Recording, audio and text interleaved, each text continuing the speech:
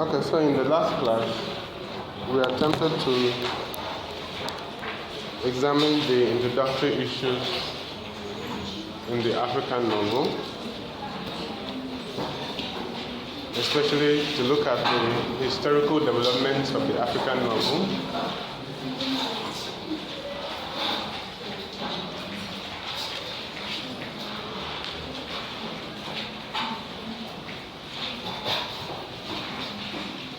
And we talked about the colonial origins of the African novel, the attempts by Western critics to appropriate the African novel,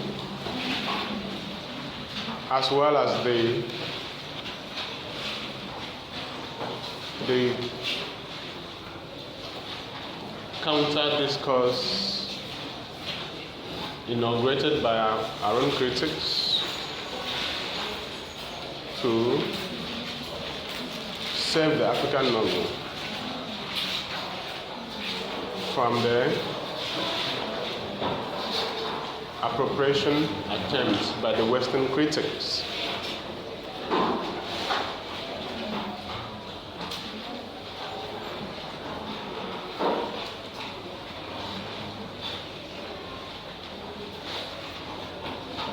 We then went on to talk about,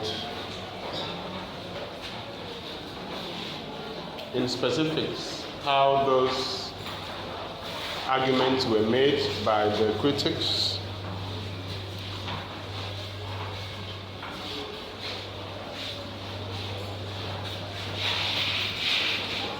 up to the point when we looked at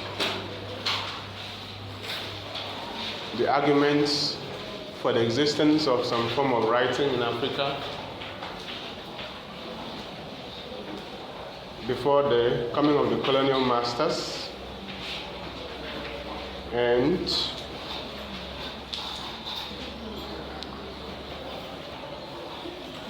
even the fact that our literature should begin with oral literature just as any literature in the world.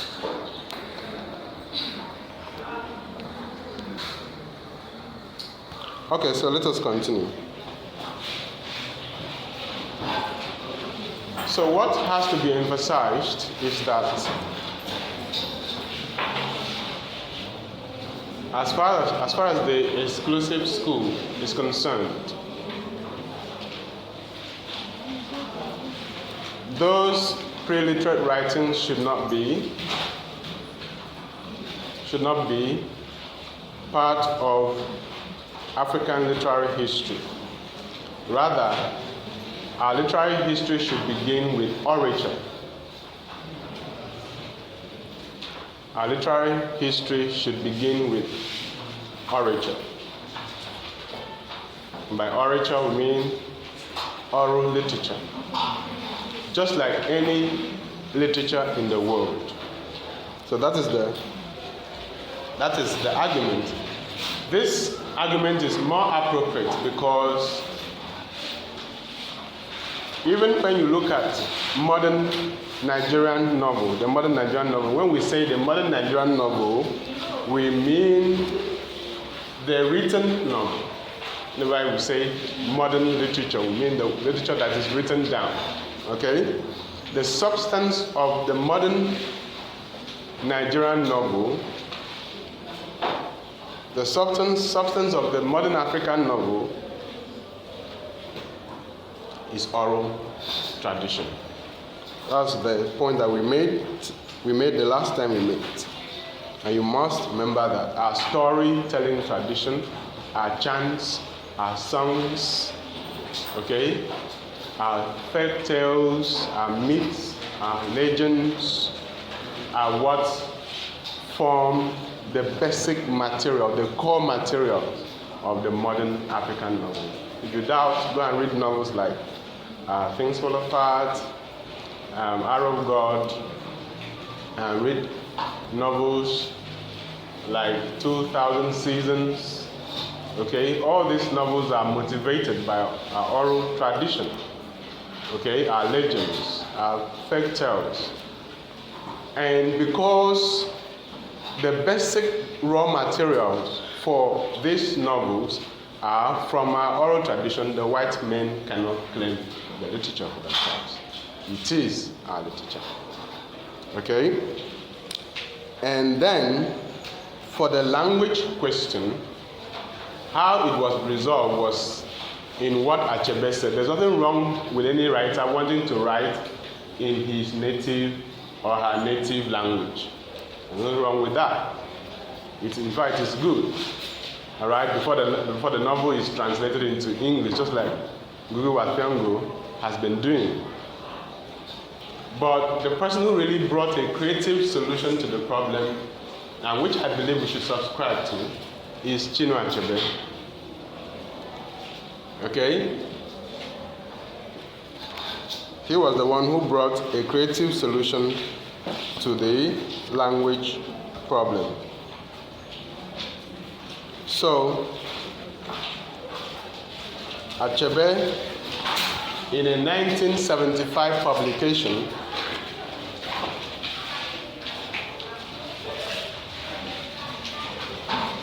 Achebe, in a 1975 publication entitled Morning Yet on Creation Day. Morning Yet on Creation Day.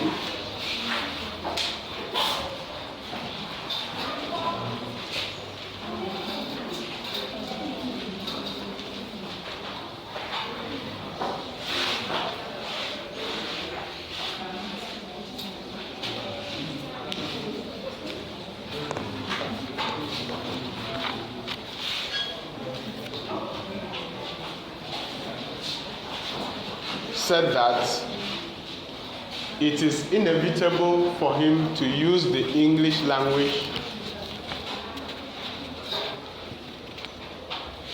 at the point of writing, because that is the language that he is most proficient with.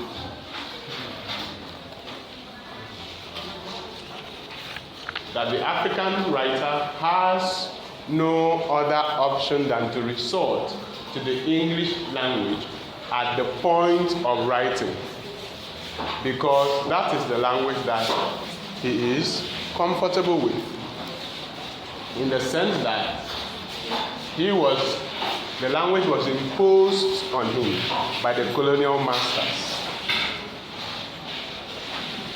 As a young person, the language was imposed on him by the colonial masters, who forced him to learn it against his will. He was thoroughly educated in the language. He was not allowed to learn his native language in school. In fact, there was, I don't know where it has been stopped, but when we were going to school, sometimes you even had to pay money to speak your native language in class. They will say, if you speak the language, 5 naira. Okay? Everybody should speak in English. If you made any mistake and then you spoke in video, they will fine you in a given amount, or you'll be punished.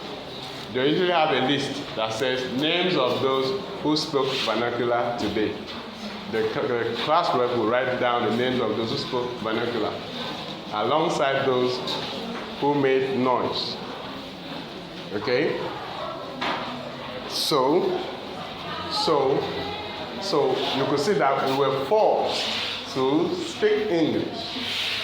And so what did you expect when it was time for the person to write? The person had to do what?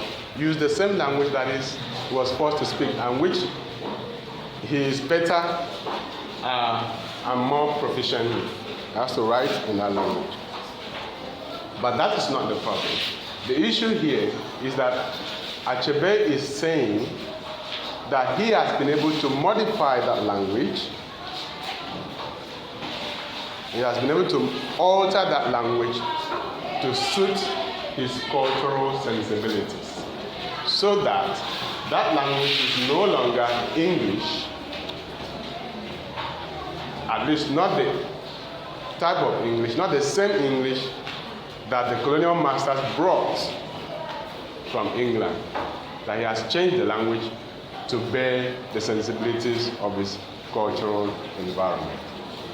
And so the English has become ours, not the Europeans' language.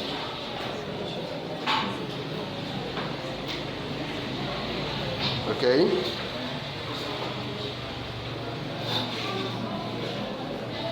So we can then define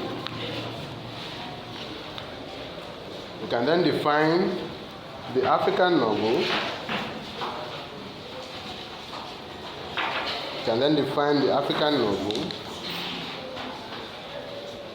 As an extended narrative in prose.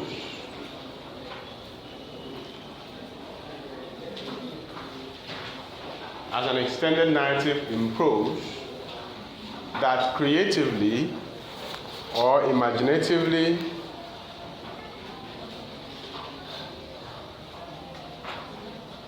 represents the experiences of the African people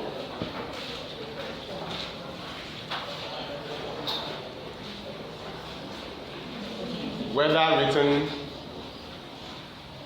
by an African or a non-African. An extended narrative in prose which imaginatively and creatively represents the experiences of the African people, whether written by an African or a non-African. In that definition, it is seen that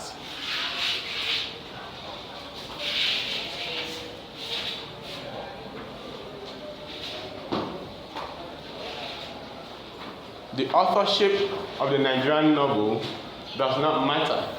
The person does not necessarily have to be an African.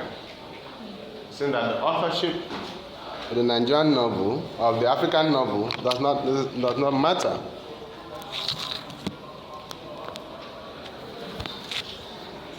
The person can be an African or non-African. What matters is that the novel should depict Africa, Africans, or African sensibilities. The novel should depict Africa, Africans, or African sensibilities. That's what qualifies the novel to be African, right? Not who writes it. Because non-Africans could write about Africa and it will still pass for the African novel.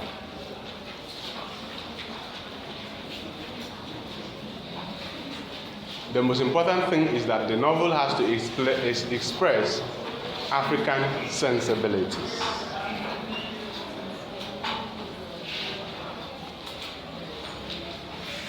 We must talk about our people, our culture, our environment, or issues that relate to Africa.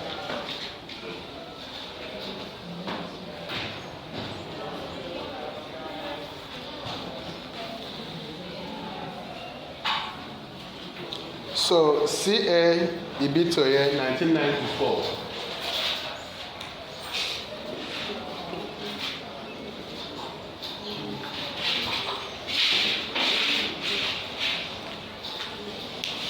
C.A. Ibitoye, in a 1994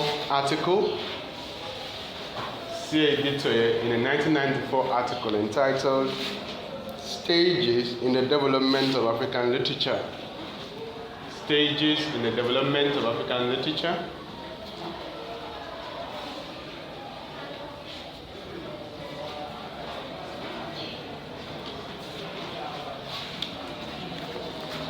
C.A. Ibitoye, in a 1994 article entitled Stages in the Development of African Literature, supports the idea that African literature can have a non-African authorship. Supports the idea that African literature can have a non-African authorship. African literature can have a non-African authorship.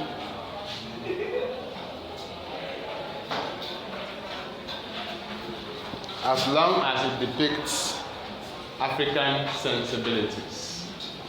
As long as it depicts African sensibilities.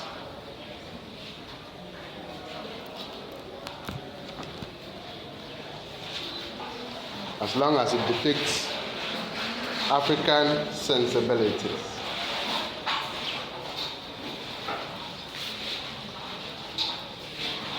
So the African novel is a fictional prose of considerable length. So the African novel is a fictional prose of considerable length.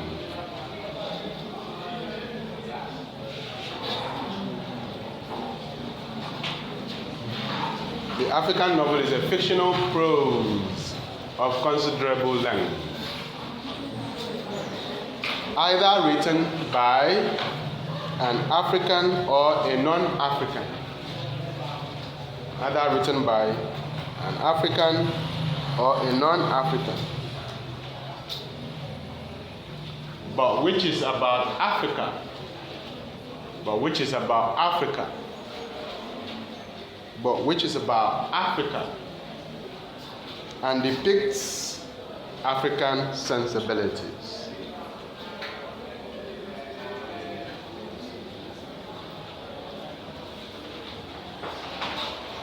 By sensibilities, we mean the core values of Africa, the core cultural values of Africa, the African spirit, the African ethos. African spirit, the African ethos, African environment, African people, African culture. When we put them together, we have the African sensibilities.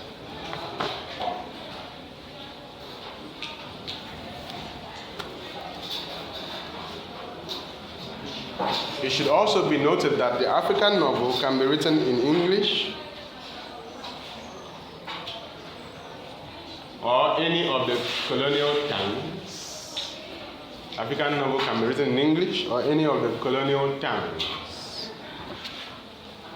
Written in English or any of the colonial tongues.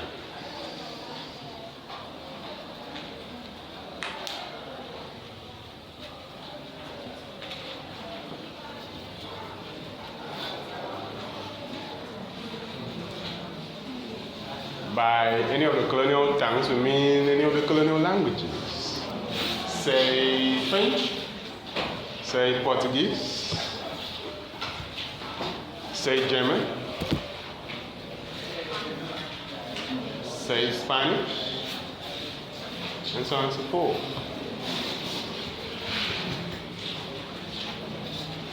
Most importantly, the African novel can be written in indigenous languages. Most importantly, the African novel can be written in indigenous languages. If you can write a novel in an indigenous language, please write it. It will be translated into English later. You can write a novel in Ibibio. Your profession in Ibibio, because I know that you were all raised to speak English. So when you want to write, you don't have any option. You write in English because you're based in English and your indigenous language. But if you can write indigenous languages, please write.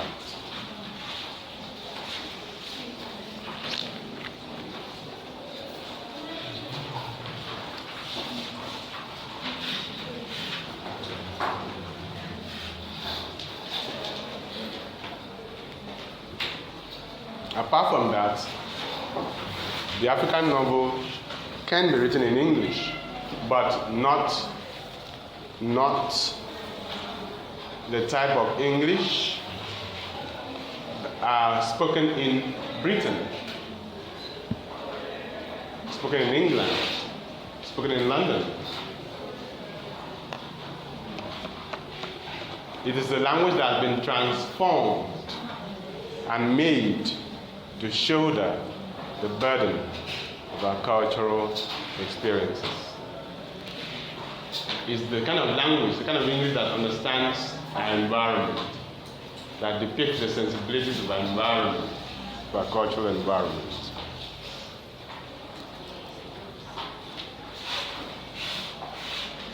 So this type of English,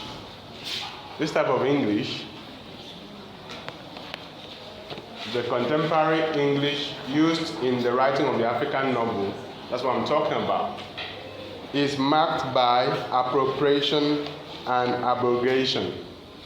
Marked by what? Appropriation and abrogation.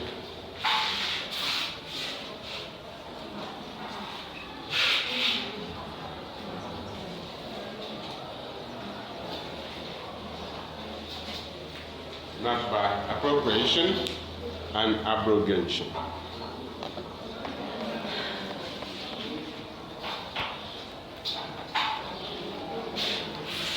These are two important terms that defines the nature of post-colonial English. These are two important terms that define the nature of post-colonial English.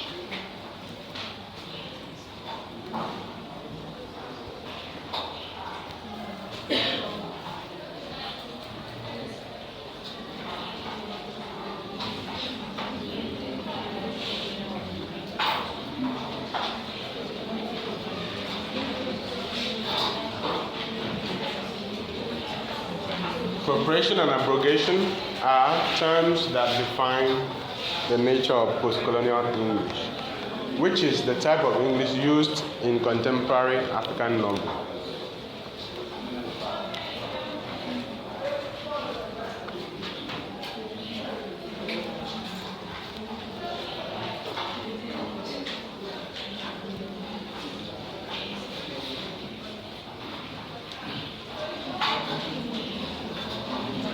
Appropriation refers to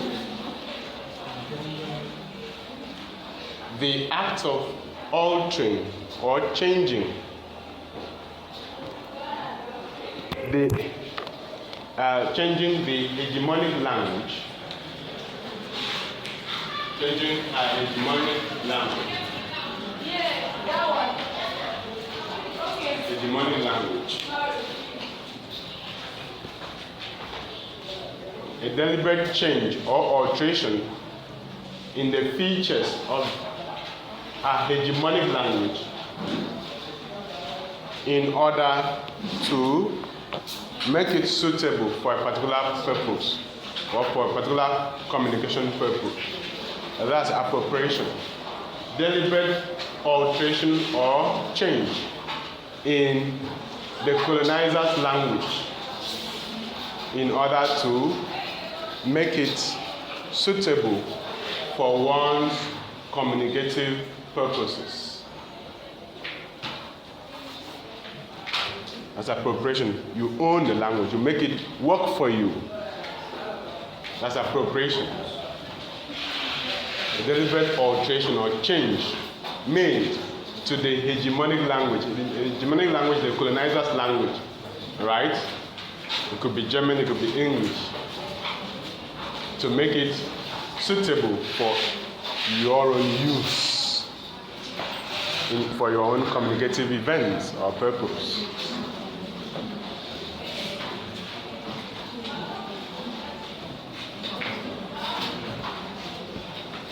Abrogation is related to appropriation. Abrogation is related to appropriation. Abrogation related to appropriation, and it refers to a deliberate refusal to obey, the rules, the standard rules of the colonizer's language. It's a deliberate refusal to obey, right? Good.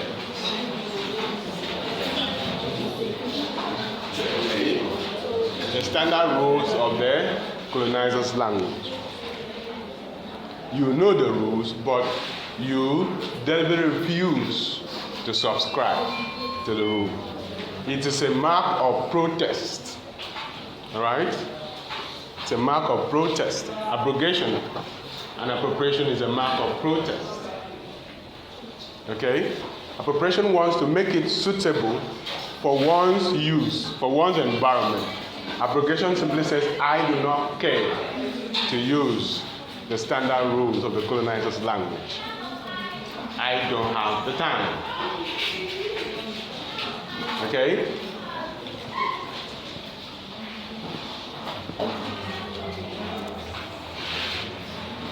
So this is the kind of radicalism that characterizes language use in contemporary African novel or in the modern African novel.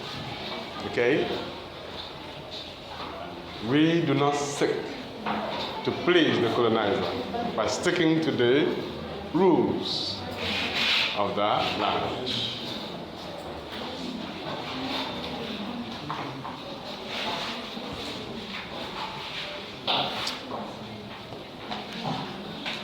Another feature of post-colonial English that you should learn, I should understand, is transliteration. Transliteration.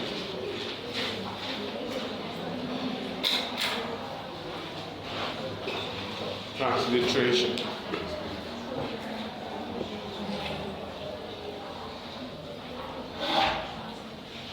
Transliteration. Transliteration. Does it sound like, is it close to translation? Does this seem like translation to you? That's correct. Because it's actually close to translation. But there's a slight difference, right?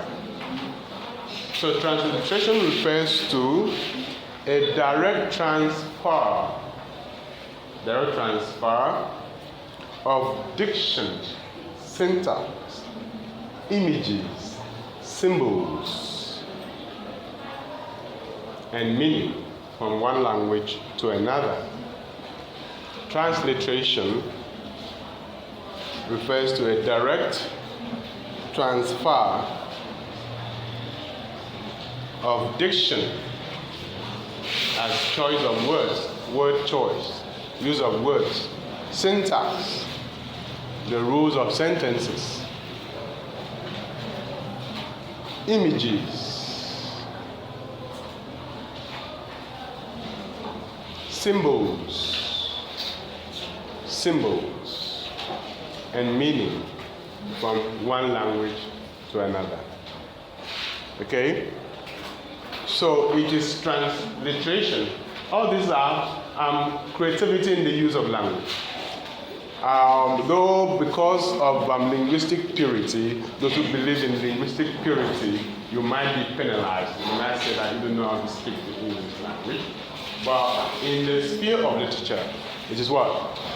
Appropriation, it is abrogation, it is transliteration, it is creativity, use of language. You're using the language the way it suits you.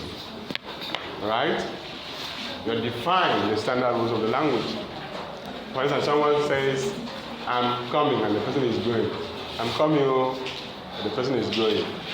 The person is speaking from his language. That's transliteration. It's a direct transfer. Direct imposition of his indigenous linguistic structures on English. Says, I'm coming, but the person is going. All right? In English, in the English of the British people, or in the English spoken in England, the person would have said, I will be back. I'll be right back. But the person says, I'm coming. And the person is going. Right? Because in the indigenous language of the people, that's how they normally say. Alright? Okay? When people are going. Alright? In the indigenous language of the people. So the person now makes a direct transfer of that to English without knowing that he's speaking in the opposite. But it's creativity, and we accept it. Within the purview of the language of the novel. So when you pick up a novel like Things Fall Apart, note that what you find in Things Fall Apart is appropriation and abrogation. It's not the language spoken in Britain. It's Achebe has been able to make the language to bear the burden of his cultural experiences. All right?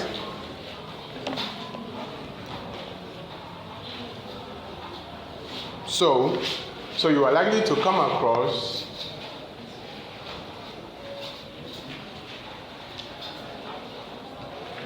the use of indigenous words, code mixing, and code switching in this type of novel.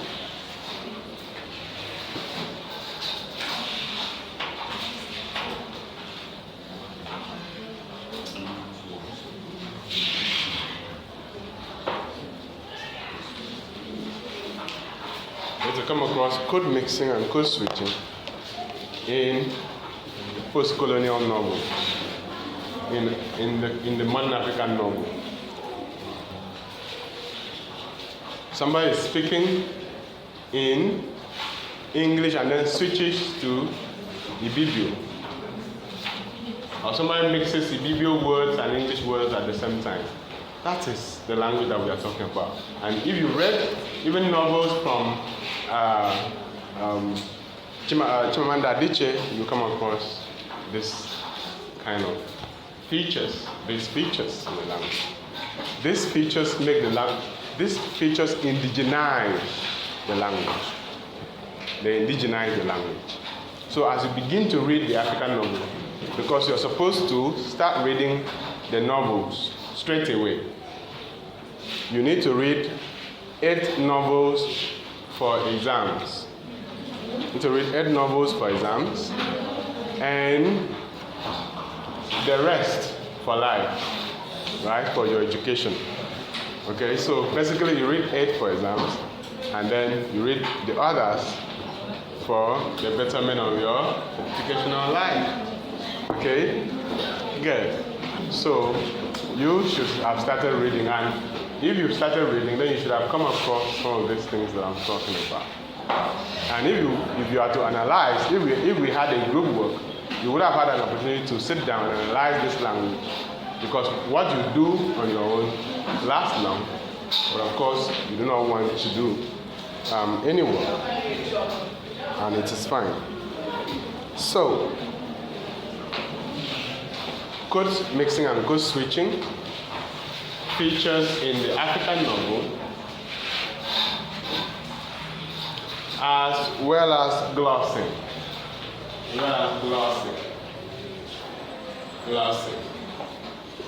And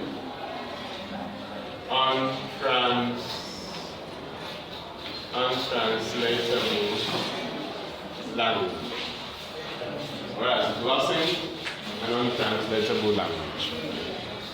Whereas glossing, I don't want this when you ask, discuss the language of the African novel, you say the language is simple. After that, nothing. What is the meaning of the language is simple?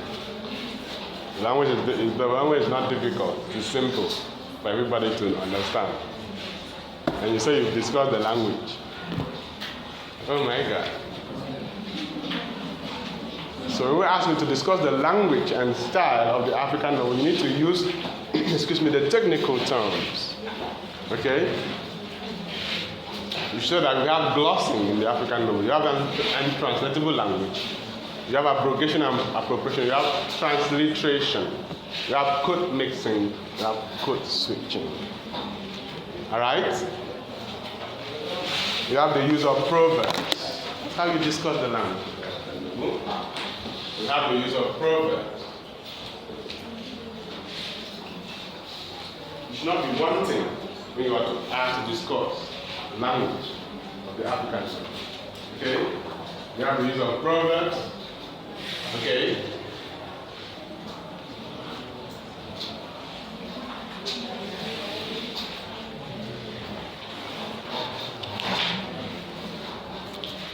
So what is the meaning of glossing?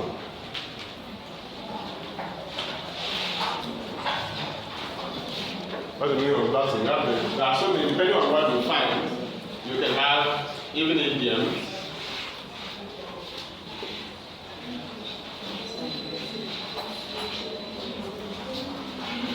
Pidgin. You can have pidgin in the African novel. When you see it, you analyze it. So not just saying the language is simple. The language is very, very, very, very, very simple.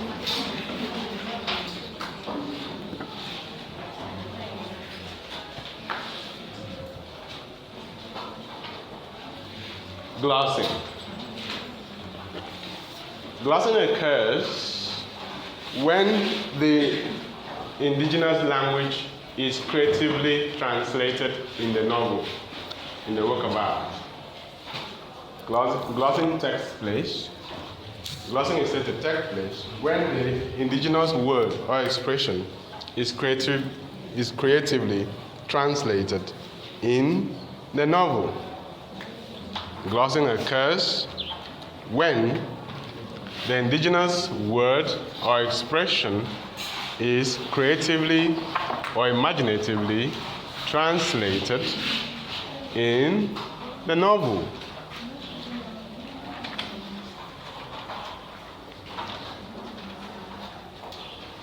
For instance, if the author says Egbo the masquerade was running after the children, Egbo the masquerade. Please, is there any difference between Egbo and the masquerade? No, so that's glossing. He mentions Egbo, which is our indigenous word, and creatively tells us the meaning in English. You get it? That's glossing. There are many other ways of doing it.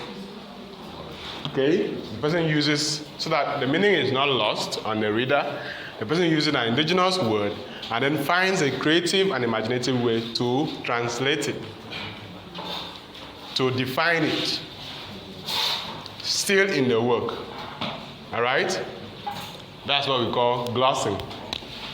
It's related to glossary, which would then take you to the end outside the work to define the work. Have you ever seen that before? But in the work, when it is in the work, when that translation is done in the work, as part of the novel, that is glossing. And then you have untranslatable language. Untranslatable language happens when the indigenous word is left untranslated. Simply tells the white man or the person who does not understand, go to hell. Go to hell. If you want to understand, pay some money. Or come and ask me. Or come and learn the language. And understand. And probably it might be a word that he does not want the white man to understand. Okay? So, untranslatable language is when the indigenous word is mentioned and there is no creative or imaginative translation. Just left out like that. Because the author is indirectly telling those who don't understand, don't want, go to hell. Go to hell. It's usually the white man, you understand? But I'm telling the white man, go to hell. I don't care whether you understand or not. If you want to understand, come and learn language. Okay?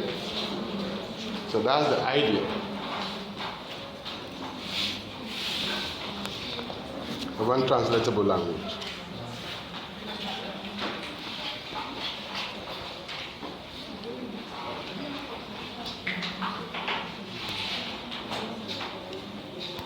So, you can, as I said, you can have the use of proverbs, even tongue twisters, as part of the language and style of the African novel. Proverbs, tongue twisters.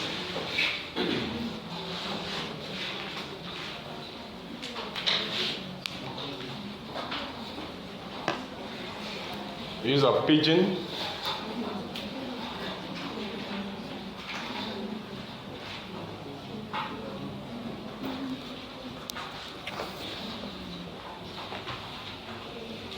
So if you're asked to discuss the language and style of the African novel now, you have many features to discuss.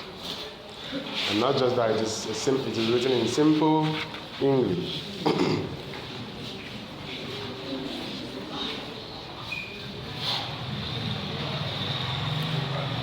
So it must be emphasized, therefore,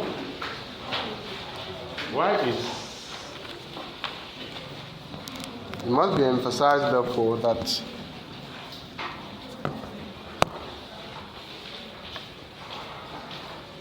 the raw material of the African novel is orature.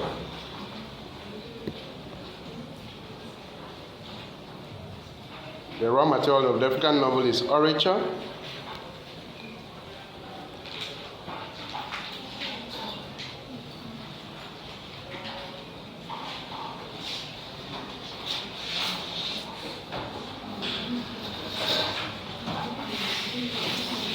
Whereas the printed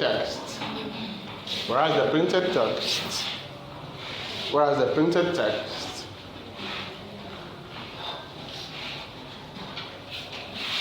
is a product of industrial revolution. The product of the industrial revolution. The novel is not the book in your hand, the printed text. It's more than that. The novel is the material that's used to make it, not the bark of the tree, not the melina tree that you're holding, the processed melina tree that you're holding in your hand. Otherwise, you can just hold anything like this and call it novel. No, but that's not the novel. The novel is the story. That's the soul of the novel, the story, the oral tradition. Are myths and legends used in writing the novel. So the white man cannot claim that having it written makes the novel their own. That is wrong. So the printed product, the printed text, is just a product of the Industrial Revolution in Europe. That is not the soul of the novel.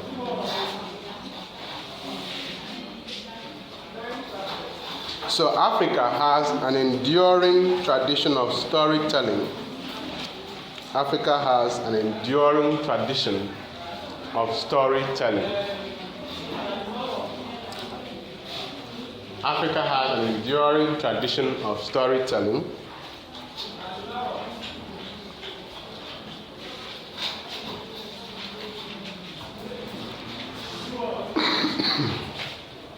Seen in epic tales,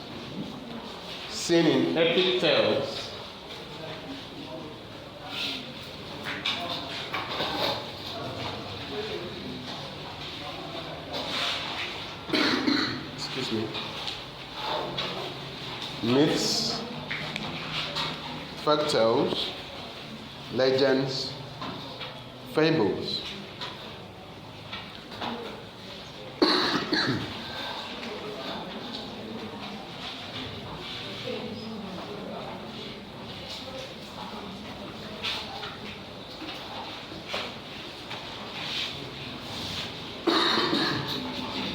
As we said, it is the colonial encounter that made the printed work inevitable, possible. It is the colonial encounter that made the printed work inevitable.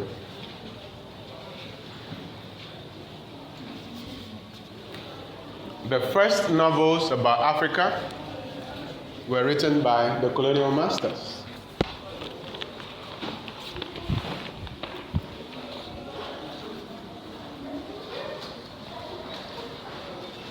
You can read extensively on the introductory issues. If you Google the socio-historical background to the African novel, just Google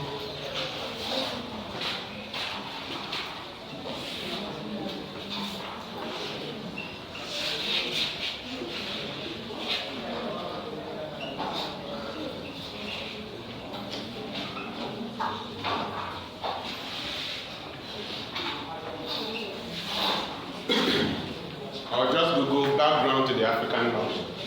You cannot type all of that, just Google background to the African novel. I think that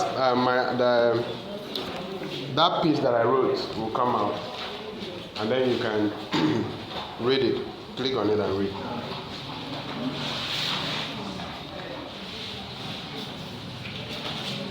You have more detail from there. So the first people to write about Africa were the colonial masters.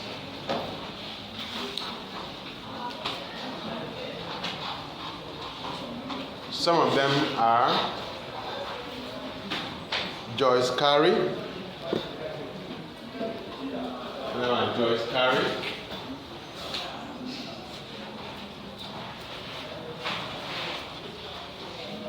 Joyce Carey. He wrote Mr. Johnson. Wrote Mr. Johnson. This is about 1929.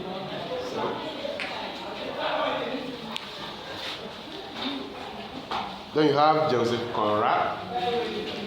Joseph Conrad. You underline your title of text. We have Joseph Conrad. You like my L? My J.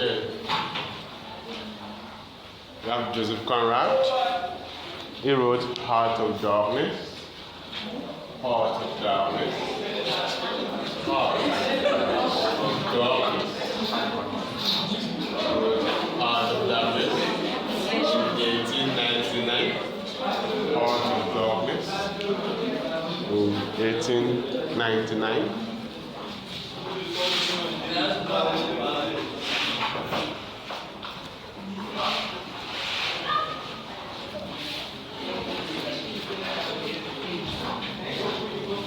And then you have Rider Haggard. Rider Haggard.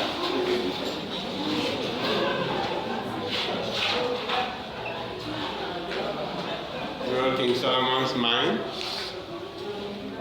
Wrote King Solomon's Mines.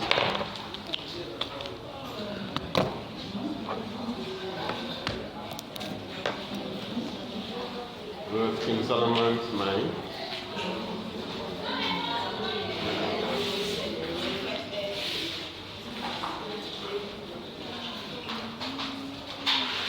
Like my hymn. King Solomon's Mines.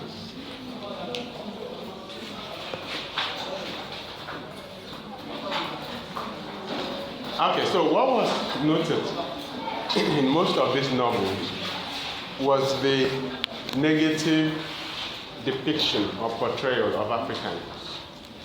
What was observable in these colonialist novels written by the colonial masters or colonial intellectual, Western intellectual, was the negative depiction or negative portrayal of Africans. Africans were negatively depicted in this novel. That's what you notice. Because they did not have any positive thing to say about Africa and Africans. So whatever they wrote about Africa will be negative. So they simply repeated in these novels the general perception of Africans by the colonial masters.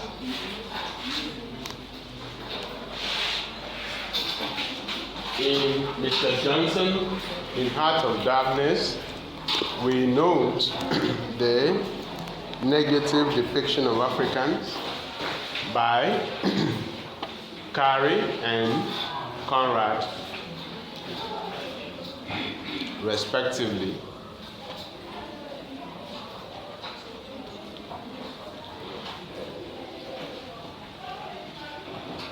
For instance, Mr. Johnson is depicted as a young man of 17 years, a clerk who values Western culture over his own culture.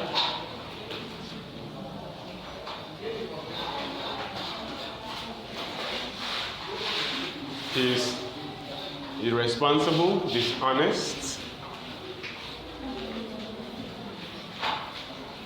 likes partying,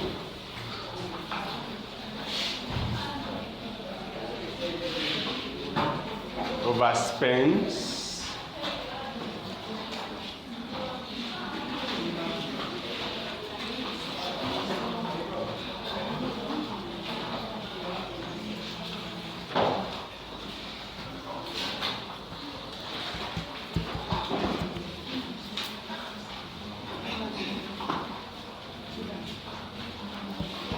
and even steals.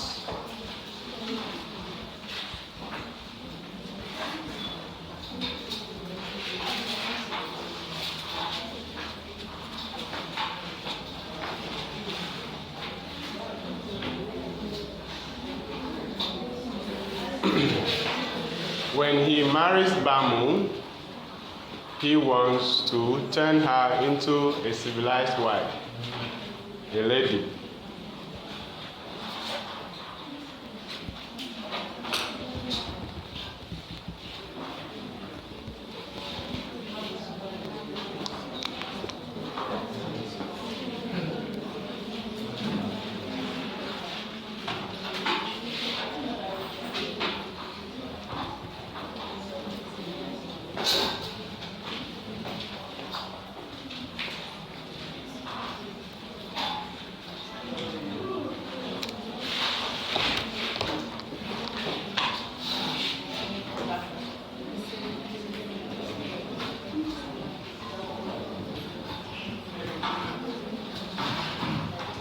The same thing is applicable to Heart of Darkness.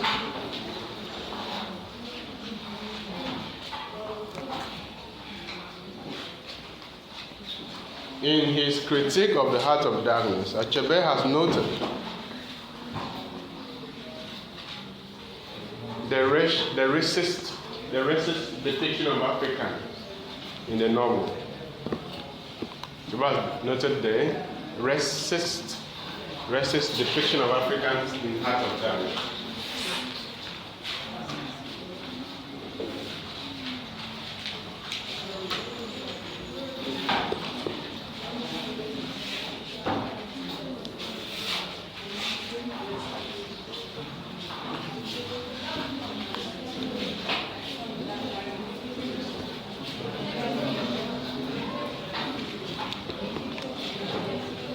So the same thing is applicable to Heart of Darkness. I said that in his critique of Heart of Darkness, Achebe has noted the racist depiction of Africans in the novel.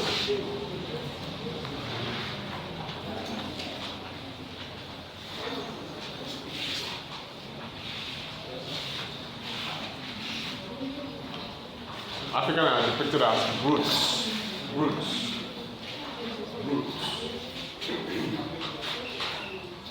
Africans are depicted using animal images like brutes, savages,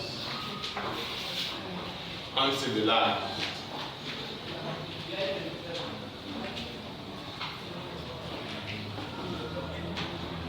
One of the characters called African simple people. They are simple people. That means they don't have sense. They're not intelligent.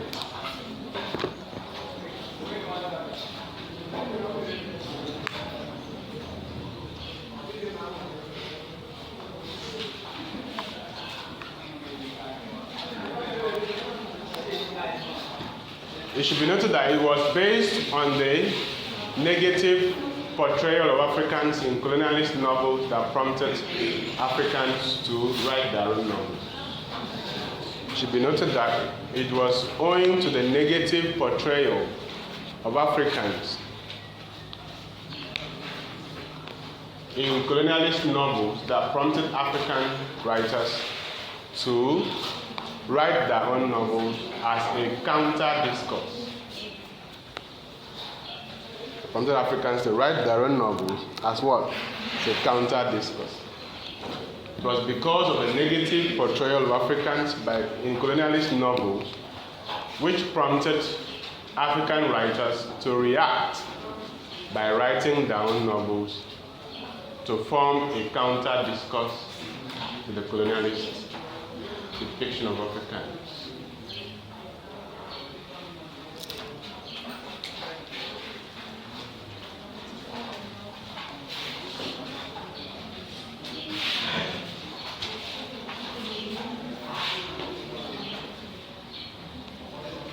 Achebe specifically acknowledged the fact that he wrote Things Fall Apart as a response to Mr. Johnson by George Carey. Achebe specifically acknowledged that it was because of how Africans are depicted in George Carey's Mr. Johnson that made him to write Things Fall Apart to counter that kind of portrait.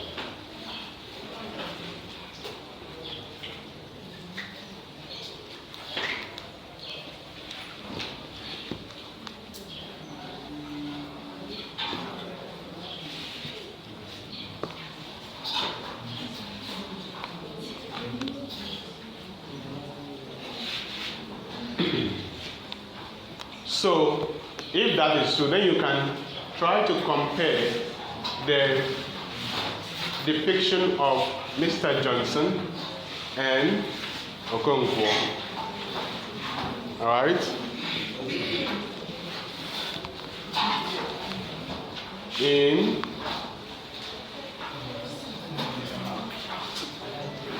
Joyce Carey's novel and Achebe's novel, respectively. And so you will see that while Mr. Johnson lacks control over his environment,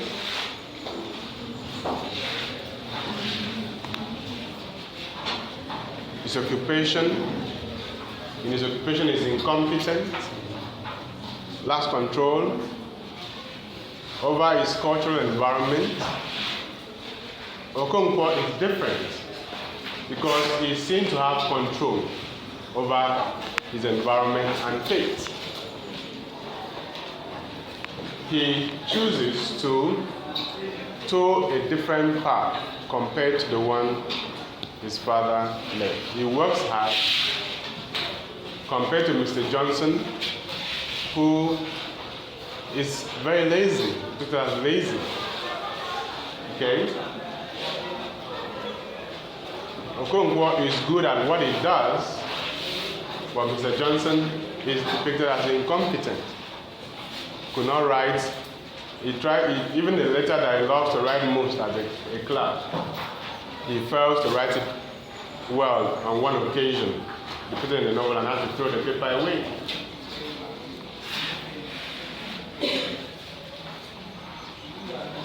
So you could see that Mr. Johnson is in sharp contrast to Okonkwo. Okonkwo is a hero,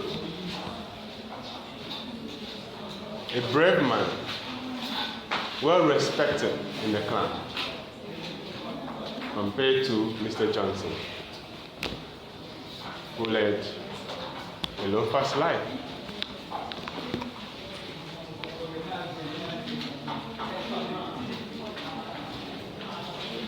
So in writing Things Fall Apart, Achebe wants to counter the colonialist perception of Africans, and to say that Africans were not inefficient, were not irresponsible, were not incompetent, and did not have bad character, against what the Europeans wanted the world to believe about Africa. So, the African novel then forms a counter-discourse to the colonialist discourse about Africa. The African novel then forms a counter-discourse to the colonialist discourse about Africa.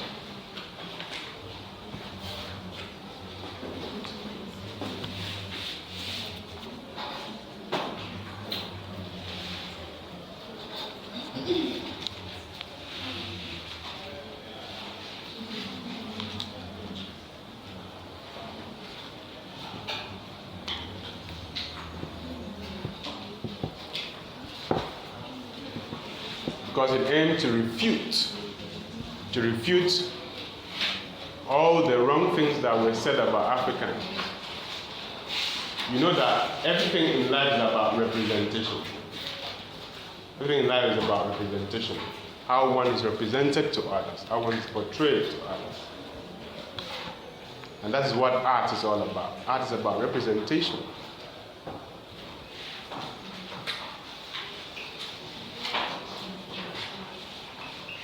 The person may not be like that, but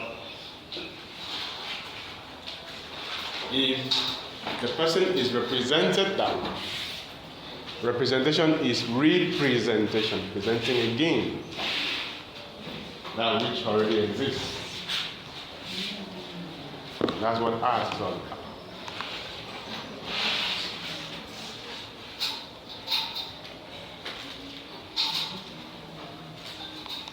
For instance, one can decide to write about our current president and represent him in good light. Select only the good materials to say about the person.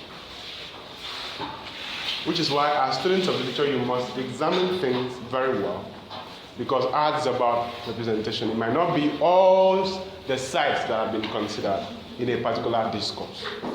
And so there might be a need for you to inaugurate encounter this. Because everything is about representation, how the person wants to render that character. Another person might just say, I want to represent the president in this light, the negative light. And we only select the material necessary for that representation.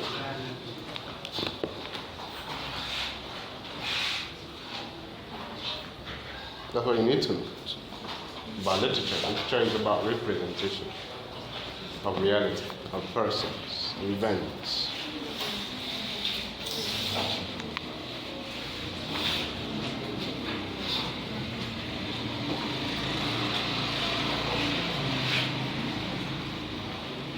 And so African novel is also a response to history.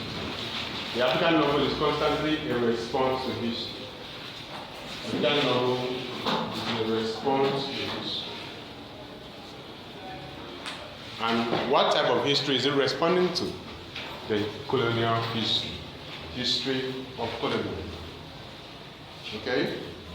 It's responding to the history of colonialism.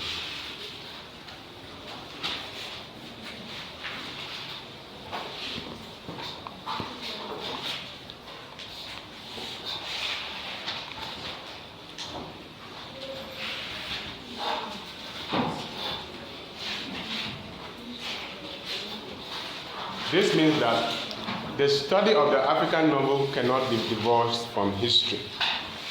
The study of the African novel cannot be divorced from history. You have to constantly establish the historical context of the study. You have to constantly establish the historical context of the novel that you're studying. Whether it's a colonialist novel, or post-colonial novel, or neo-colonial novel, you have to establish the history that it is interrogating. You have to establish the history that the African novel is constantly interrogating. You have to locate it in history. And in the things that happen in society.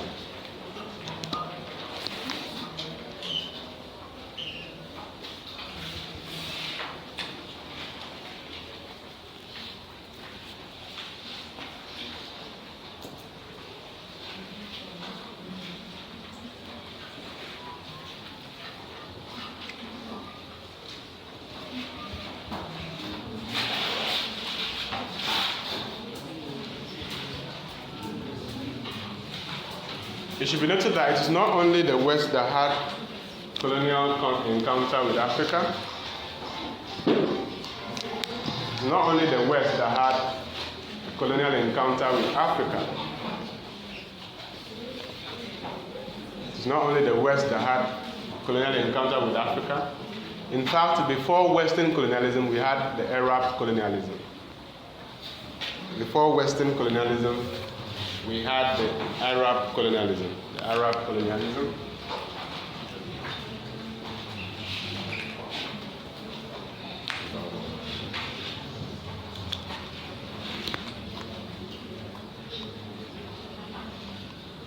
the Arabs came to Africa to colonize, to trade, and to spread the Islam religion of Islam, the Muslim religion, to spread Islam.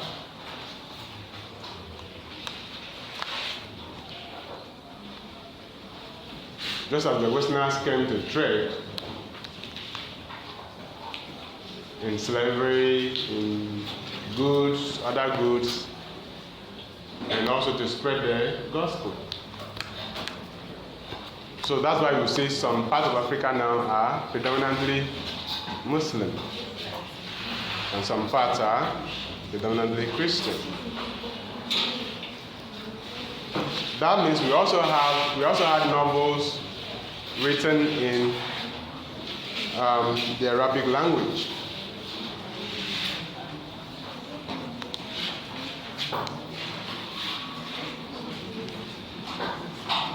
Like the last Imam, 1984,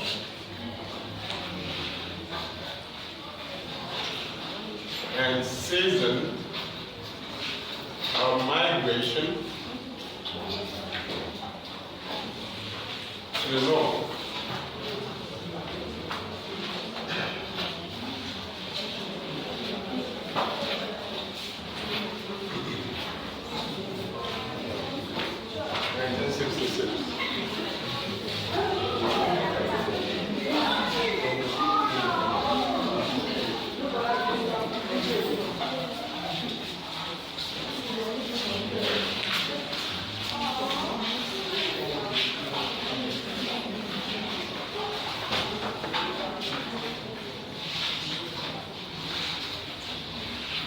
One of the earliest African works in prose,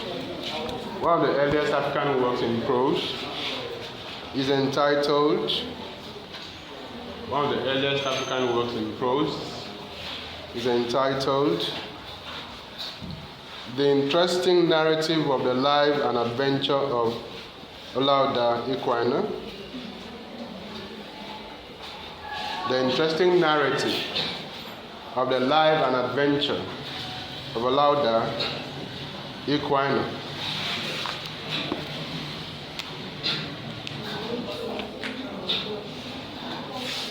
The Interesting Narrative of the Life and Adventure of Olaudah Equiano.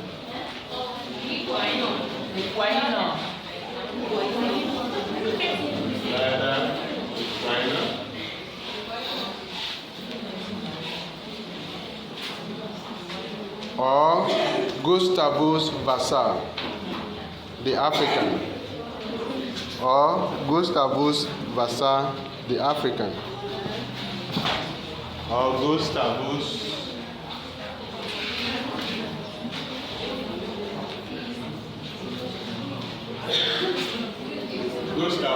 Vassa,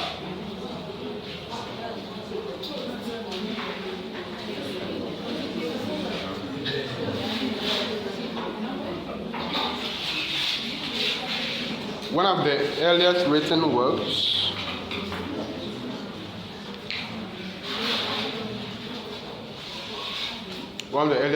prose works in Africa, or about Africa, is the Interesting Narrative of the Life and Adventure of Olaudah Equiano, or Gustavus Vassa, the African, published in 1789.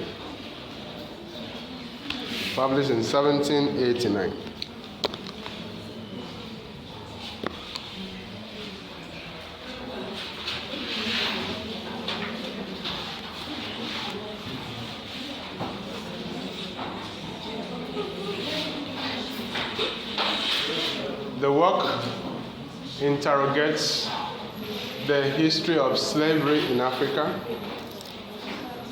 by the author, who was a slave himself.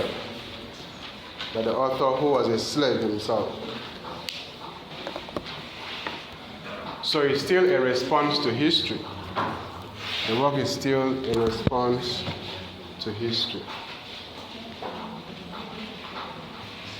The work is still a response to history.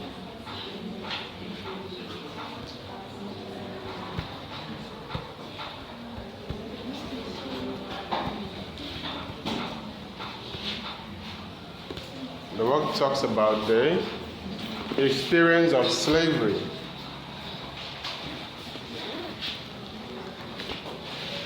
Begins in how the persona was captured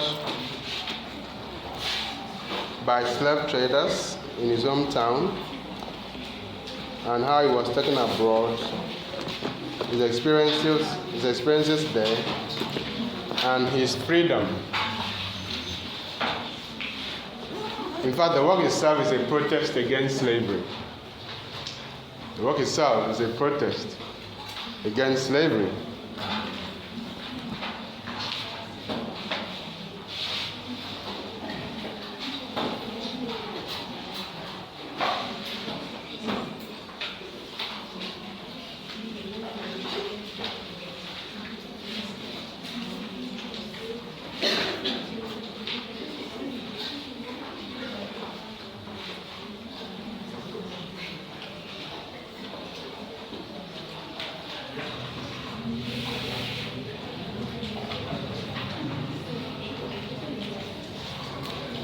Another work that talks about slavery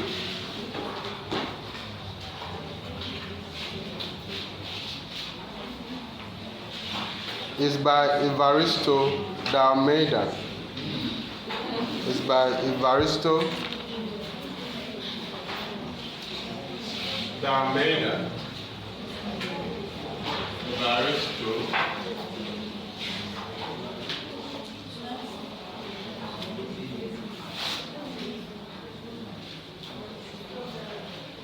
And the work is entitled O Escrevo.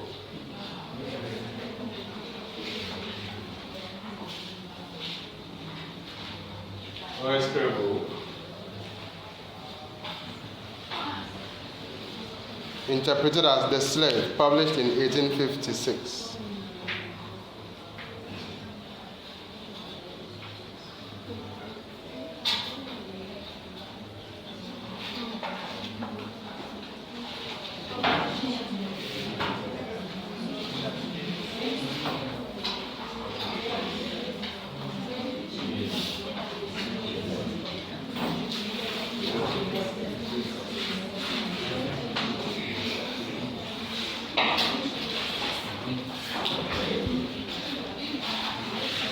The Slave, published in 1856. We also have the first novel in Ghana, the first modern novel in Ghana. The first modern novel in Ghana.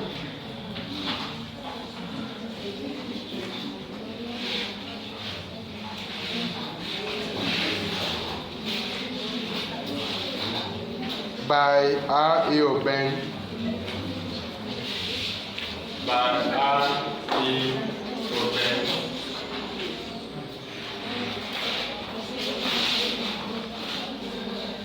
The novel is entitled 18 Pence.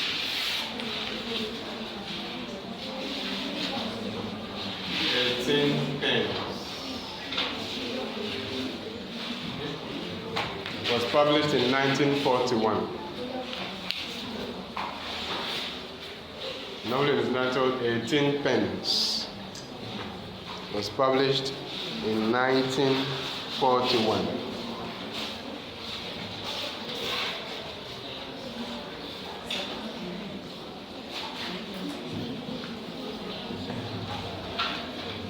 Then you have an important indigenous language novel written in indigenous language.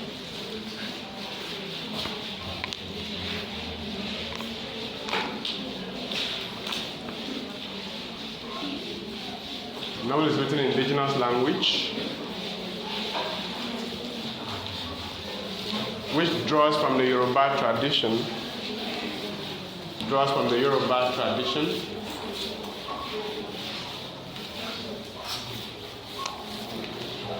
Which draws from the Yoruba tradition.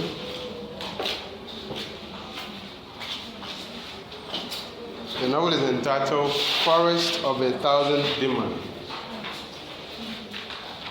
by D.O. Falola.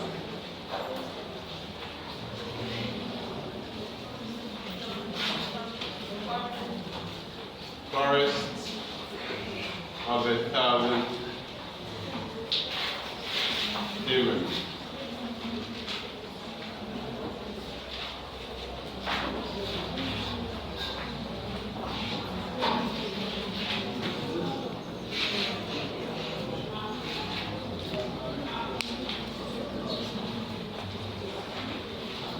Another harbinger of the African novel that we need to mention, another harbinger of the African novel that we need to talk about,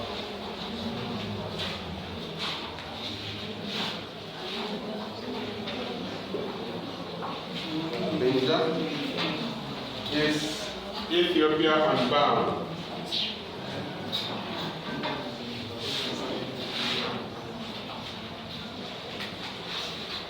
Ethiopia Unbound, published in 1911 by Joseph Ephraim Kesley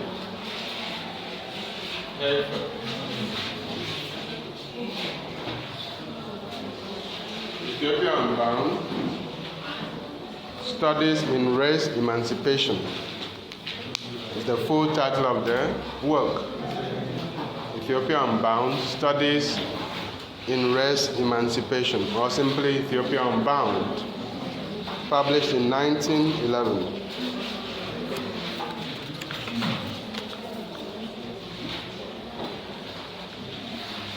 The Palm Wine Drinkard was published in 1952 by Amos Tutuola.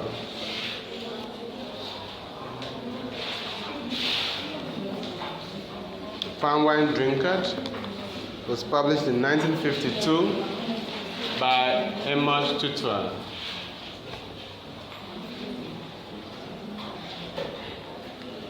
The novel makes use of the African oral tradition of saga or epic tales. The novel makes use of the African oral tradition of sagas or epic tales. Sagas or epic tales.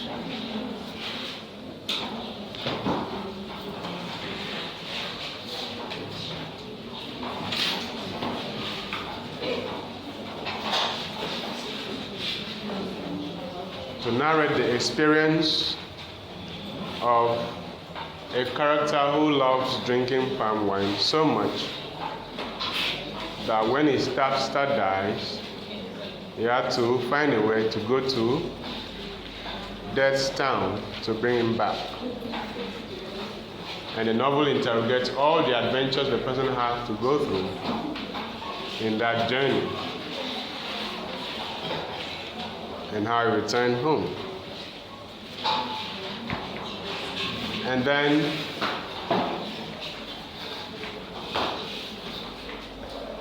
we have Achebe's Things Fall Apart.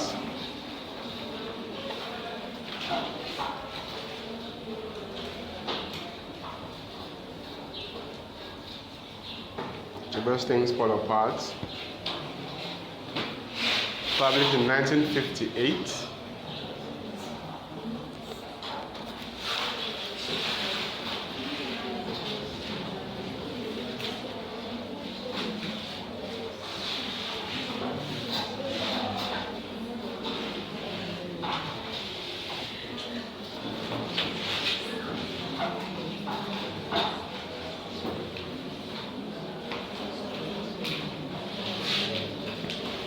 and which seeks to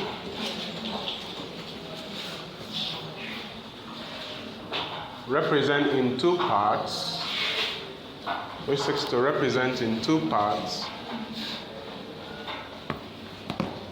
the pre-colonial and the colonial history of Africa using the Igbo community, Umuofia, which seeks to represent in two parts the pre-colonial and the colonial history of Africa using the Igbo community, Umuofia.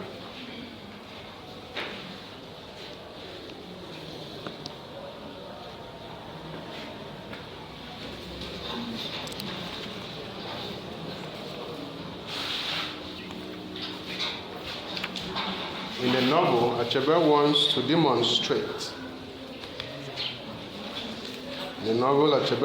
demonstrate.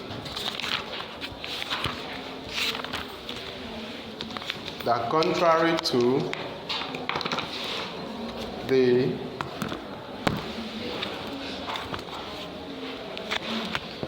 contrary to the claims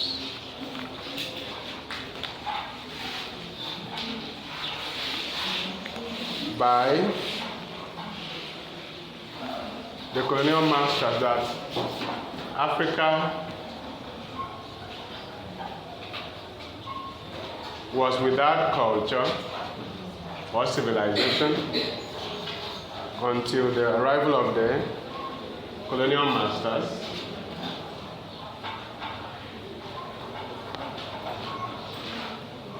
Africa actually had their own culture.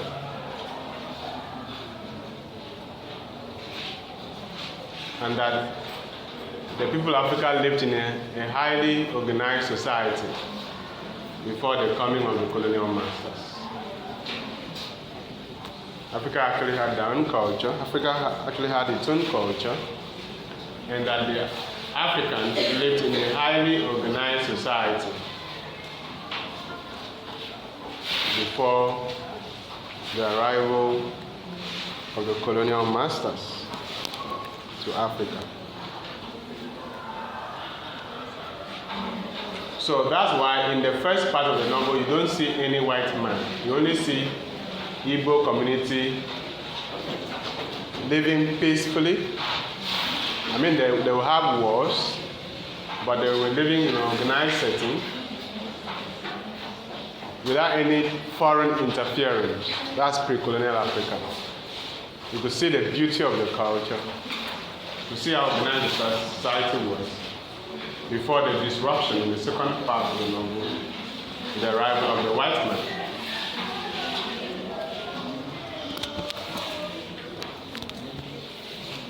So today we have many novels in Africa.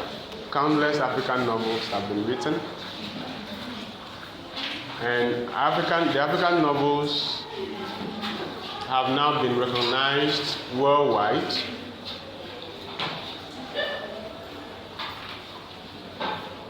as an independent genre.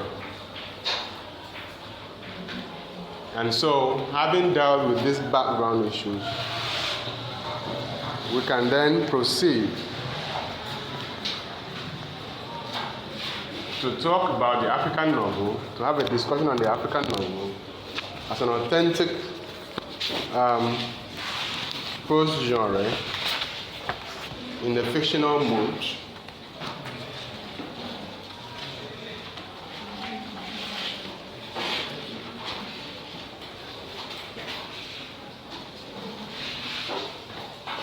with all the issues that are usually related to it. So we want to move on now and look at the critical approaches to the African novel.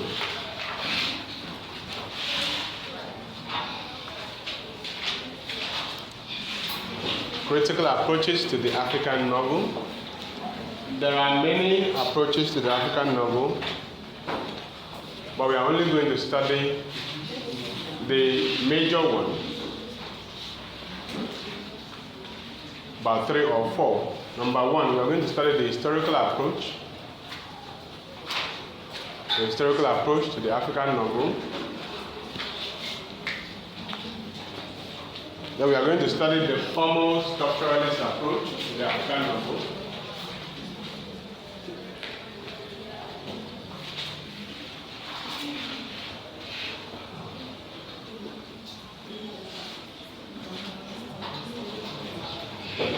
Approach to the African novel. Then we're going to study a stylistic approach. Stylistic approach to the African novel. How many?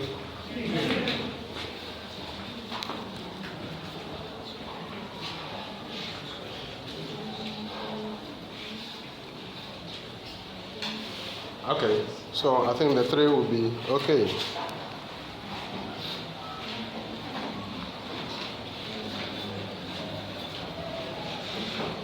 So the historical approach to the African novel,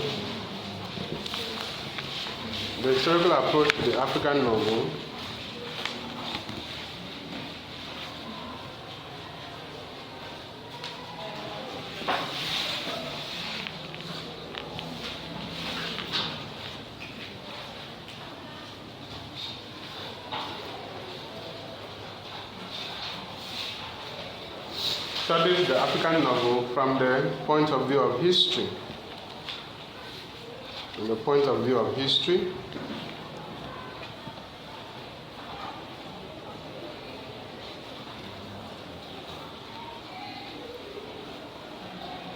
and sees each novel as responding to history. And sees each novel as responding to history.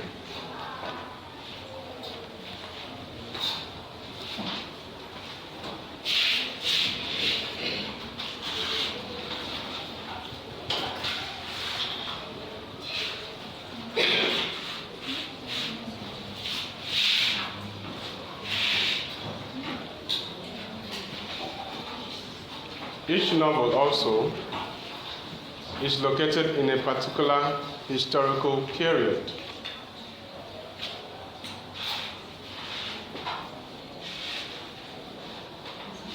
Each novel also is seen located in a particular historical period.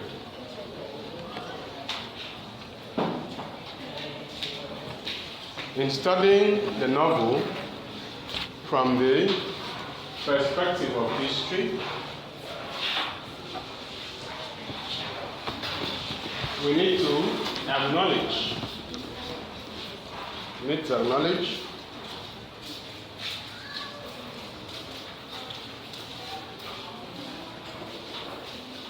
the existence of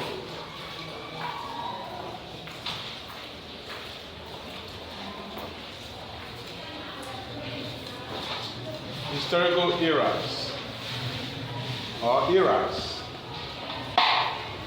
periods, moments in history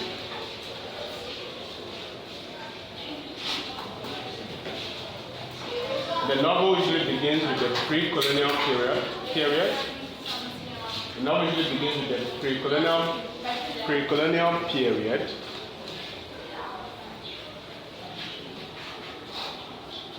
The novel usually begins with the pre-colonial period. And so we have pre-colonial novels, or novels that depict pre-colonial period or ethos. The pre-colonial period was the period before the arrival of the colonial masters. The pre-colonial period was the period before the arrival of the colonial masters.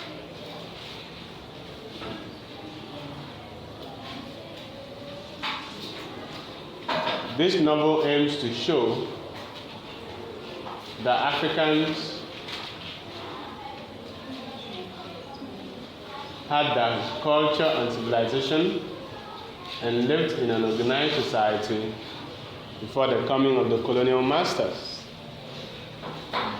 The pre-colonial novel aims to depict the idea that Africans had their culture and civilization and lived in highly organized society before the coming of the colonial masters.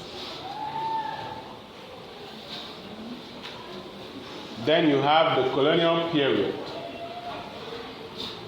You have the colonial period.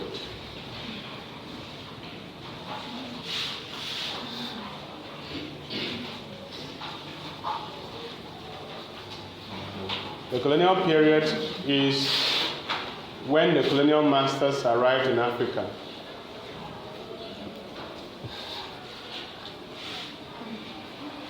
Colonial period is when the colonial masters arrived in Africa.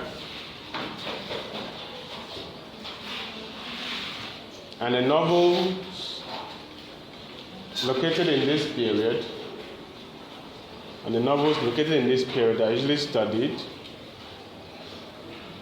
to see or to show the disruptive effect of colonialism on Africa and Africans.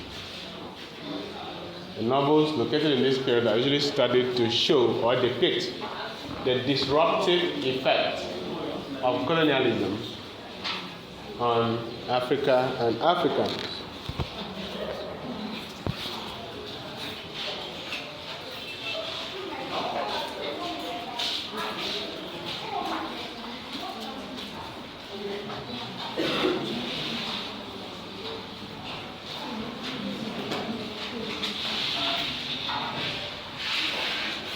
And then you have the post-colonial era. We have the post-colonial era.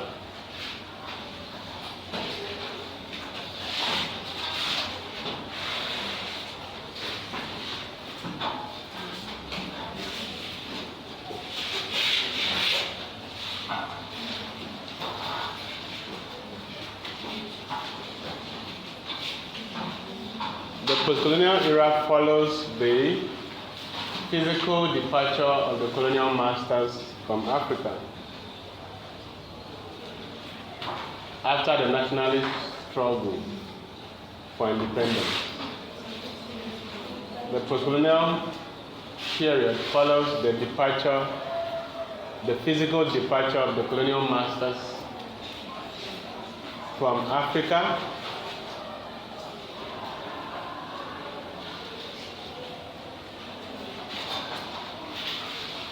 after the nationalist struggle for independence. Most African countries gained independence at about the same time. Most African countries gained independence at about the same time.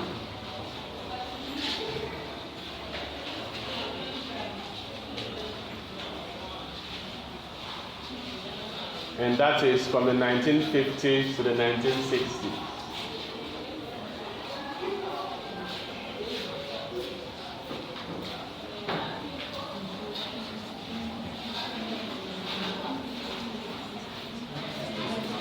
That is from the 1950s to the 1960s. It was about the period when most African countries gained their independence.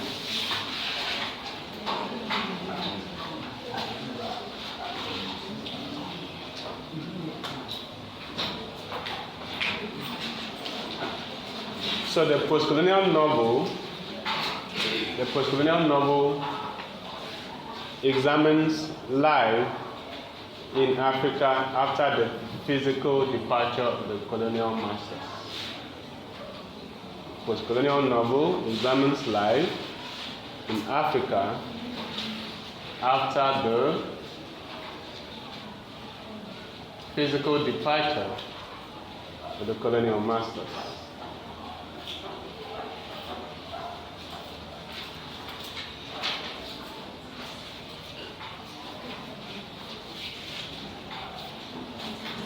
In other words, the post-colonial novel examines the effects of colonialism in Africa. The post-colonial novel examines the effect of colonialism in Africa. Okay? The post-colonial novel examines the effects of colonialism in Africa.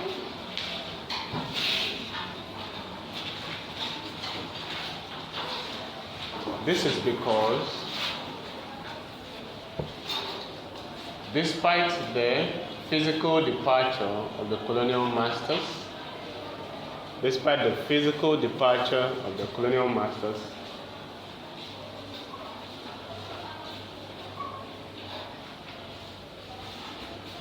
still control the continent because of the structures that they left behind. They still control the continent because of the structures that they left behind.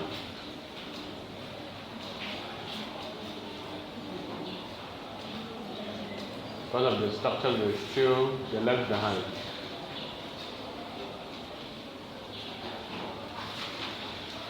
Some of these structures are found in the kind of leaders that they enthroned.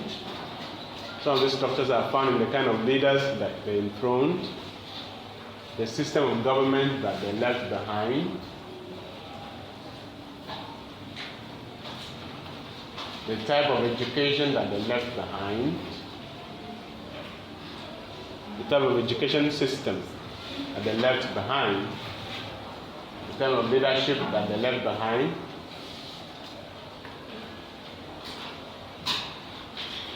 the type of governmental systems they left behind, the type of education system they left behind, and all the colonial institutions that are still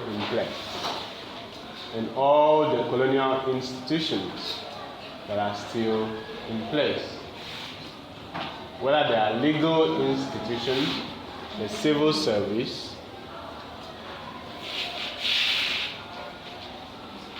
or the education system.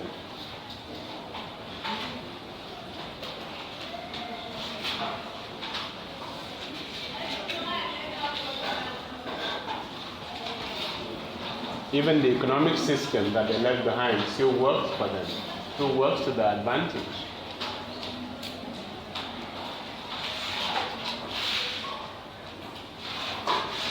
So an aspect of post-colonial study in the novel is neocolonialism.